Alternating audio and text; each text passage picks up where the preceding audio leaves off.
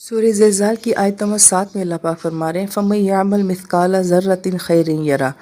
जिसने भी ज़रा बराबर कोई अच्छाई की होगी वो उसे देखेगा।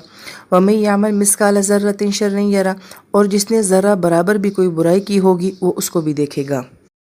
आयत मुबारका में लफ्ज़ यामल लाया गया है, और पिछली आयत मुबारका की तफसीर में हमने ये जाना था कि इंसान का वो काम जिसके पीछे कोई सोच, कोई नीयत, कोई इरादा होता है वो इंसान का अमल कहलाता है। तो पहली बात तो ये कि हमने अपने कामों को अमल बनाना है, उनके पीछे कोई सोच, नीयत और इरादा लाना है। फिर यामल का सीगा जो है ये मुजारे का सीगा है, कंटिन्यूस का सीगा है कि वो काम जो इंसान अक्सर करता रहता है उसको जो है यामल से बयान किया गया है। तो यहाँ पे थोड़ी देर के लिए हम रुकते हैं और अपनी ज़ात का मुहासबा करते हैं कि हमारे दिन का अक्सर हिस्सा क्या करते हुए गुजरता है, या अब तक की जो मैंने ज़िंदगी गुजारी है उसमें मैं अक्सर क्या करती रही हूँ। क्या वो मेरे फ़ेल थे या वो मेरे अमल थे। मुफस्सिर किराम ये फरमाते हैं कि वही काम जो हम अक्सर करते रहते हैं, ये आयत मुबारका कह रही है कि इंसान को आखिरत में वही काम दिखाए जाएंगे। ये बहुत गौर तलब बात है कि जो मैं अक्सर करती रहती हूँ वही मुझे आखिरत में दिखाया जाएगा। तो अल्लाह ताला हमारे अक्सर कामों को जो है वो खैर के काम बना दें।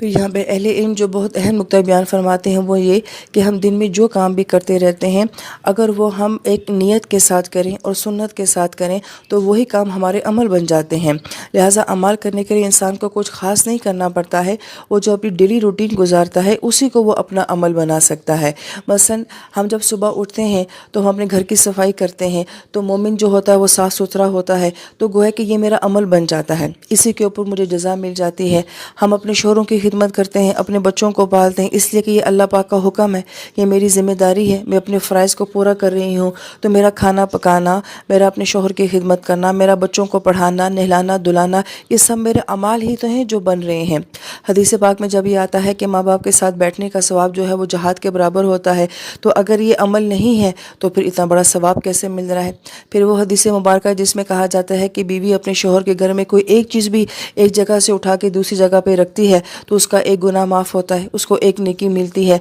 तो अगर ये अमल नहीं है तो फिर इसकी जज़ा कैसे है। अपने अहल व अयाल के साथ बैठना, मोहब्बत के साथ बैठना, खुशगवार मूड में बैठना, बातचीत करना, इसको एतकाफ़ के बराबर का जो है वो अजर दिया जाता है। तो अगर ये अमल नहीं है तो फिर इतना बड़ा अजर कैसे है। लिहाजा हमारे दिन के सारे काम जो हैं यही हमारे अमाल होते हैं, लेकिन अगर इनके पीछे हमारी सोच ये हो कि ये काम मैं अपने शोहर के लिए नहीं कर रही, ये मैं औलाद के लिए नहीं कर रही, बल्कि ये अल्लाह पाक की तरफ से मेरे ऊपर ज़िम्मेदारी है, इसलिए मैं ये काम कर रही हूँ। एक मर्द घर से बाहर निकलता है, रिज़्क़ हलाल कमाता है, तो वो हलाल इसलिए कमाता है कि अल्लाह का हुक्म है। तो गोया कि जितना वक्त भी वो कारोबार कर रहा है, वो नौकरी कर रहा है, वो उसका अमल बन रहा है, वो उसका काम नहीं है बल्कि वो उसका अमल हो गया है। आप जॉब करते हैं, आप स्कूल में जाते हैं, टीचिंग करते हैं, आप अपने सब्जेक्ट को बहुत अच्छे तरीके से पढ़ा रहे हैं, आप अपने शागिर्द को बहुत अच्छी तरीके से डील कर रहे हैं, आप टाइम पे पीरियड लेते हैं, टाइम पे पीरियड छोड़ते हैं, ये आपका अमल बन रहा है। तो गोया कि हमारा हर काम जो है वो हमारा अमल बनता है, इसके लिए हमें कोई ख़ास काम नहीं करने पड़ते हैं। और इंसान हर वक्त इबादत नहीं कर सकता। एक दिन में हमने फ़राइज़ पूरे कर लिए हैं, मसनून दुआओं का एहतमाम किया है, जो अल्लाह पाक की तरफ से हमारे पे ज़िम्मेदारी है हमने उसको पूरा किया है, तो मेरे दिन का अक्सर हिस्सा अमाल में गुजर रहा है, और यही अमाल मुझे खूबसूरत बना के कल क़यामत में दिखाए जाएंगे। लिहाजा हमें लगता है कि हमें अमल करने के लिए शायद कोई एक्स्ट्रा एफ़र्ट करनी पड़ेगी, कोई एक्स्ट्रा काम करना पड़ेगा, नहीं, यही 24 घंटे की रूटीन जो है ये मेरा अमल बन जाती है। मगर इसके पीछे सोच हो, नियत हो, और उसको खूबी के साथ किया जाए, उसको खूबसूरत अंदाज के साथ किया जाए, तो ये सारे काम हमारे लिए अमाल बन जाएंगे। आयत मुबारका में लफ्ज़ मिसकाल आ रहा है। हम इस सूरत मुबारका में देखते हैं कि ये लफ्ज़ दूसरी मरतबा आया है। पहली मरतबा अस्कालहा की सूरत में आया है, वहाँ पे बोझ को बयान करने के लिए आया है, और यहाँ पे ये मिसकाल आया है, यहाँ पे इसमें आला के तौर पे आया है कि वो चीज़ जिसके अंदर किसी चीज़ का वज़न किया जा सके। और वज़न के लिए यहाँ पे ज़रा का लफ्ज़ लाया गया है कि छोटे से छोटे अमल का भी जो है वो वज़न किया जाएगा। तो गोया कि एक ही सूरत में एक लफ्ज़ को दो मुख्तलिफ अंदाज में लाया है, एक जगह बहुत भारी भरकम वज़न बयान करने के लिए, और दूसरी जगह बहुत हल्की और मामूली चीज़ों का वज़न बयान करने के लिए। गोया कि इसके अंदर ये तासुर दिया जा रहा है कि बड़े से बड़े मामले को भी देखा जाएगा और छोटे से छोटे मामले को भी देखा जाएगा। फिर आयत मुबारका में लफ्ज़ ज़र्रा आया है। इसके बारे में मुफस्सिर इकराम ये फरमाते हैं कि अरब लोग जो पीले रंग की चूंटी होती है उसके अंडे को ज़र्रा कहते हैं। अब वो चूंटी का साइज़ क्या होता है और उसका अंडा कितने साइज़ का होगा उसको ज़र्रा कहा जाता है। और दूसरा माना वो बताते हैं कि ऐसी छोटी चीज़ जिसको आप इमेजिन ना कर सकें, सोच ही ना सकें कि किस कदर वो छोटी चीज़ है, उसको ज़र्रा कहा जाता है। اور بعض مفسرین نے تیسرا معنی بھی بیان کیا ہے کہ سورج کی روشنی میں روشن دان سے جو روشنی میں چھوٹے چھوٹے ذرات ہمیں دکھائی دیتے ہیں ان کو بھی ذرہ شمار کیا جاتا ہے، لہذا جو انسان اتنی معمولی نوعیت کی نیکی بھی کرے گا تو اس کو بھی دیکھ لے گا۔ اس طرح کے بہت سارے واقعات جو ہیں وہ کتابوں میں منقول ہوتے ہیں۔ امام غزالی رحمہ اللہ تعالیٰ جیسی ہستی کا اپنے قلم کو تھوڑی دیر کے لیے روک لینا کہ قلم کی سیاہی سے مکھی جو ہے وہ اپنی پیاس بجھا رہی تھی، اس عمل پہ اللہ پاک کی طرف سے بخشش کی بشارت مل جانا، ایک عورت کا مسجد کی تعمیر کے لیے ڈور کے لیے صرف رسی دے دینا اور اس کے بدلے میں اللہ پاک کی طرف سے جنت میں گھر کا مل جانا، بہت سارے واقعات ایسے مل جاتے ہیں جہاں انسان کے بعض اوقات چھوٹے چھوٹے عملوں کو اللہ پاک کی طرف سے بہت زیادہ سراہا جاتا ہے۔ پھر آیت مبارکہ میں خیر کا لفظ استعمال ہوا ہے۔ مفسرین کرام یہ فرماتے ہیں کہ خیر سے مراد ایسی نیکی بھی ہوتی ہے جس کے بارے میں بتانا نہ پڑے کہ یہ اچھی چیز ہے یا یہ نیکی ہے، بلکہ وہ اپنی فطرت میں اچھی ہو۔ جیسے ہم احادیث مبارکہ سے دیکھتے ہیں کہ اگر کسی نے پیاسے کتے کو پانی پلا دیا یا کسی نے راستے سے کسی چیز کو یا درخت کی شاخ کو ہی ہٹا دیا کہ مسافر کو تکلیف نہ ہو، تو نبی علیہ السلام نے فرمایا کہ میں نے ان عملوں پر بھی انسان کو جنت میں جو ہے وہ سیر کرتا ہوا دیکھا ہے۔ تو گویا کہ ہر وہ عمل جس کے پیچھے کوئی خیر ہوتی ہے یا وہ اپنی ذات میں اچھا ہوتا ہے، انسان اس نیکی کو بھی دیکھ لے گا۔ پھر آیت مبارکہ میں جو لفظ یرہو استعمال کیا گیا ہے، یہ بہت ہی خوبصورت انداز ہے اللہ پاک کے بیان کرنے کا کہ انسان اپنی نیکی کو دیکھے گا۔ اب دیکھنے کے لیے قرآن پاک میں نظارہ کا لفظ بھی آیا ہے جو عموماً جنت کے مناظر کے لیے آتا ہے کہ نظر کا مطلب ہوتا ہے کسی کو بہت غور اور شوق کے ساتھ دیکھنا۔ پھر قرآن پاک میں بصارہ کا لفظ بھی آیا ہے یعنی کہ بصیرت کے ساتھ دیکھنا، لیکن آیت مبارکہ میں یہ دونوں الفاظ نہیں استعمال کیے گئے بلکہ یرا کا لفظ استعمال کیا گیا۔ یہی لفظ قرآن پاک میں کن کن مقامات پہ استعمال ہوتا ہے کہ علم تری کیف فعل ربک باصحاب الفیل، نبی آپ نے نہیں دیکھا کہ اصحاب فیل کے ساتھ کیا ہوا ہے؟ تو نبی علیہ السلام نے تو نہیں دیکھا، وہ تو آپ علیہ السلام کی پیدائش مبارک سے پہلے کا واقعہ ہے، لیکن اس کا مطلب کیا ہے کہ کیا اب اس واقعے کی حقیقت کو جانتے ہیں، اس کی گہرائی کو جانتے ہیں کہ اس واقعے سے اللہ پاک آپ کو اور کل امت کو کیا سکھانا چاہ رہے ہیں؟ تو گویا کہ یرا کے اندر یہ معنی پایا جاتا ہے کسی چیز کا حقیقی معنوں میں دیکھنا، اس کی گہرائی کو دیکھنا، اس کی اصلیت کو دیکھنا، اور یہ لفظ ہمارے اعمال کے ساتھ یوز کیا جا رہا ہے کہ وہ عمل دکھائے جائیں گے جن کے اندر گہرائی تھی، جن کی کوئی حقیقت تھی، جن کی کوئی حیثیت تھی، جن کے پیچھے کوئی سوچیں تھیں، کوئی نیتیں تھیں۔ گویا کہ انسانی عمل کو اتنی گہرائی کے ساتھ دیکھا جائے گا اور پرکھا جائے گا اور پھر وہ عمل انسان کو دکھایا جائے گا۔ لہٰذا ہمارے اعمال کی کوئی حقیقت ہونی چاہیے، کوئی گہرائی ہونی چاہیے۔ یہاں پر اہل علم بڑی پیاری بات یہ فرماتے ہیں کہ اولاد ہو، شاگرد ہو، کوئی تحریک یا کوئی ادارہ ہو، جب وہ کامیاب ہو جاتا ہے تو اس کی حقیقت کیا ہوتی ہے؟ ایک اولاد کی کامیابی کے پیچھے ماں باپ کی بہت بڑی حقیقت چھپی ہوئی ہوتی ہے، ایک شاگرد کی کامیابی کے پیچھے استاد کی حقیقت کا بہت بڑا عمل دخل ہوتا ہے۔ کوئی ادارہ یا تحریک یا ملک جب کامیاب ہوتا ہے تو اس کے پیچھے بہت سارے لوگوں کی قربانیاں ہوتی ہیں اور یہ اصل حقیقت ہوتی ہے۔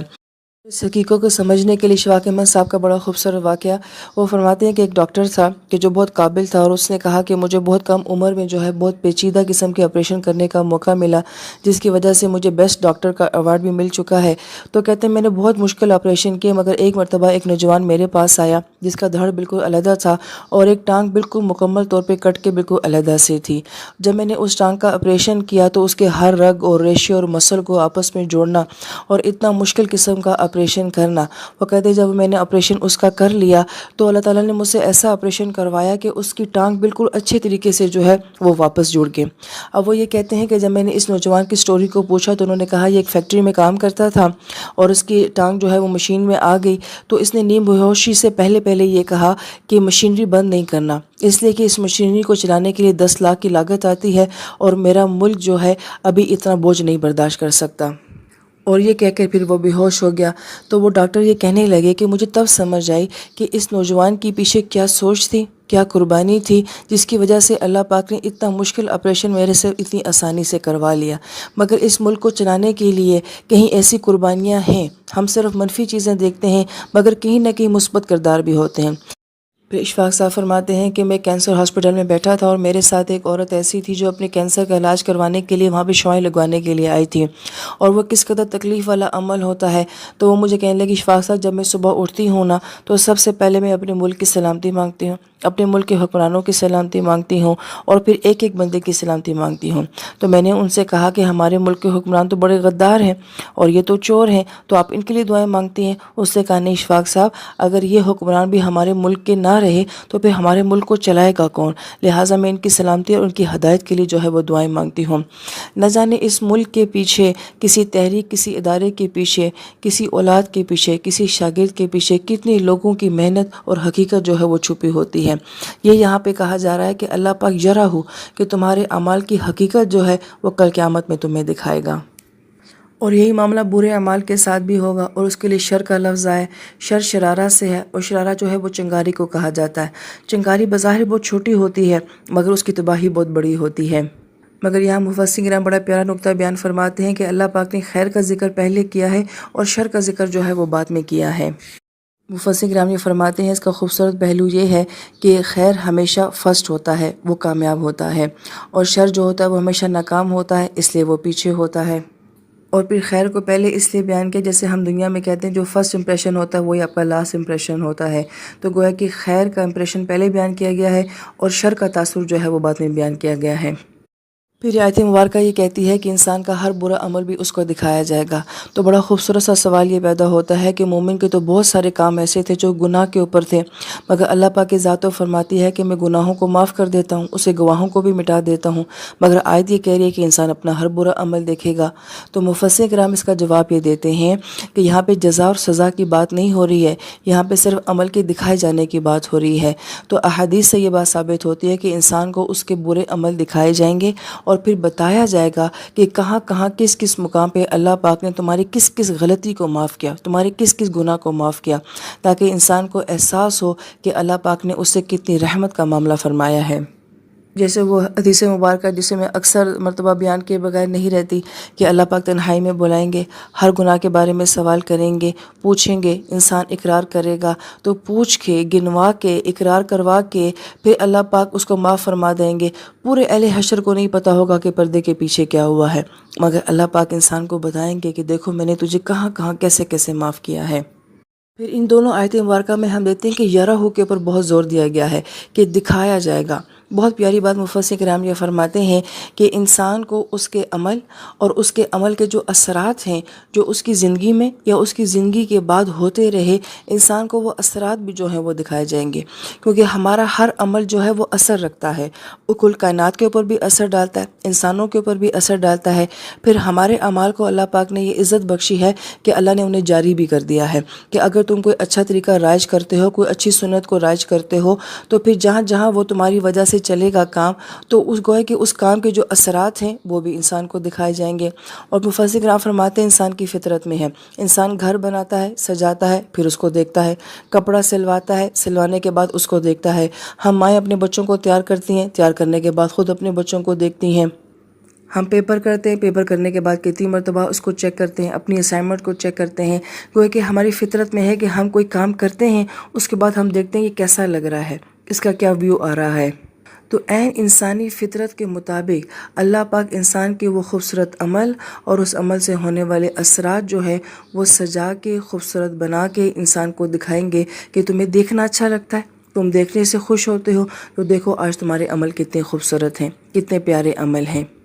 لیکن یہاں پہ یہ سوال پیدا ہوتا ہے کیا میں کوئی ایسا عمل کرتی ہوں جس کے بارے میں یہ کہہ سکوں کہ اس عمل کے کیا نتائج ہوں گے، کیا اثرات ہوں گے، یا اللہ پاک کل قیامت میں آپ مجھے میرا یہ عمل دکھانا کہ میرے اس عمل کی پہنچ کہاں کہاں تک تھی، اس کی وسعت کیسی تھی، اور کن کن کو میرے اس عمل نے نفع پہنچایا۔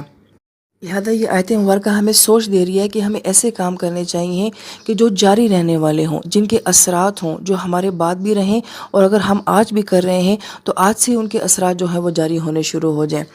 گویا کہ ایک ویژن اور ایک سوچ جو ہے جو اس آیت مبارکہ میں دی جا رہی ہے، آگے اللہ پاک ہمیں کرنے کی توفیق نصیب فرمائے۔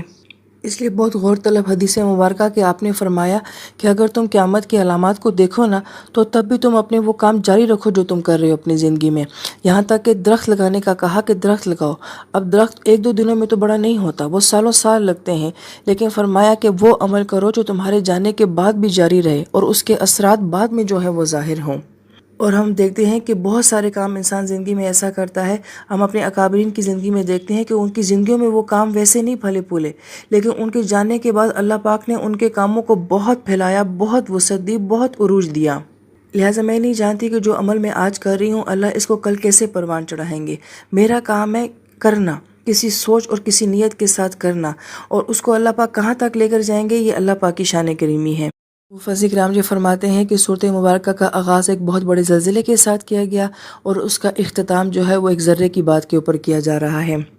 لہٰذا ہم ذروں سے شروع کریں تو اللہ پاک ہمیں بڑے حادثوں سے بچا لیں گے۔ ہمیں سے ہر انسان یہ چاہتا ہے کہ میں ایسا عمل کروں جسے چاہا سراہا جائے اور اس کے اثرات ہوں۔ اللہ سے دعا مانگیں کہ اللہ پاک ہم سے ایسے اعمال کروا لے۔ آمین یا رب العالمین۔